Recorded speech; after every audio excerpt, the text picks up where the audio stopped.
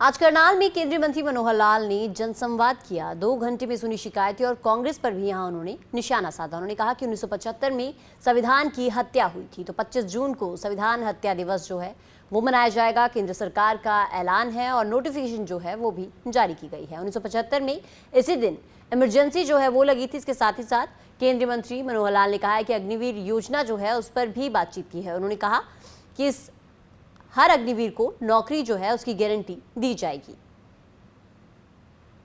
की हत्या का मामला हम लोग देखते हैं तो इमरजेंसी के साथ जुड़ा हुआ है। जिस संविधान के बारे में कांग्रेस इस प्रकार से ऊंचा एड़ियाँ उठा उठा के बोलती है, वो ये भूल गए हैं कि उन्होंने ही संविधान की हत्या 1975 के अंदर इमरजेंसी लगाई थी 25 जून को। उस दिन उनकी हत्या, संविधान की हत्या की गई थी।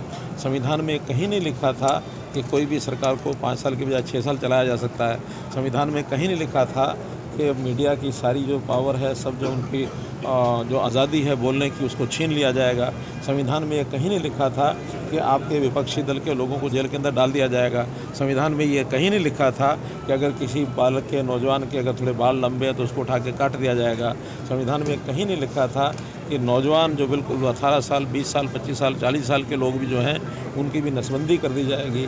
संविधान इस प्रकार की चीज़ों को वर्जित करता है, जबकि उस समय कांग्रेस ने इंदिरा गांधी के नेतृत्व में जिस प्रकार से संविधान को रोंदा, कुचला, मैं समझता हूँ उसकी हत्या की गई है। इसलिए हमने तय किया कि 25 जून को हर वर्ष संविधान हत्या दिवस मनाया।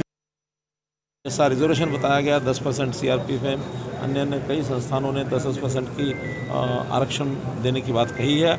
हमने तो हरियाणा में ये भी घोषणा की है कि इसके बाद भी कोई भी अग्निवीर नौजवान बचता है जिसको काम नहीं मिलता, उसको नौकरी की, उसको यानी गारंटी, काम की गारंटी दी जाएगी। उसको आते ही बिना किसी परीक्षा के और बिना किसी इंटरव्यू के उसको नौकरी में रखा जाएगा। आज करनाल में केंद्रीय मंत्री मनोहर लाल ने जनसंवाद किया। 2 घंटे में सुनी शिकायतें और कांग्रेस पर भी यहां उन्होंने निशाना साधा। उन्होंने कहा कि 1975 में संविधान की हत्या हुई थी, तो 25 जून को संविधान हत्या दिवस जो है वो मनाया जाएगा। केंद्र सरकार का ऐलान है और नोटिफिकेशन जो है वो भी जारी की गई है। 1975 में इसी दिन इमरजेंसी जो है वो लगी थी। इसके साथ ही साथ केंद्रीय मंत्री मनोहर लाल ने कहा है कि अग्निवीर योजना जो है उस पर भी बातचीत की है। उन्होंने कहा कि हर अग्निवीर को नौकरी जो है उसकी गारंटी दी जाएगी।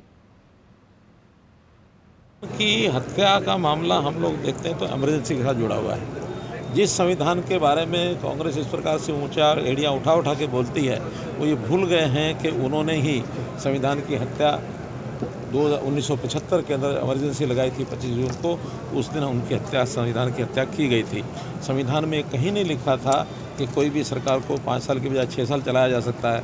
संविधान में कहीं नहीं लिखा था कि मीडिया की सारी जो पावर है, सब जो उनकी जो आज़ादी है बोलने की, उसको छीन लिया जाएगा।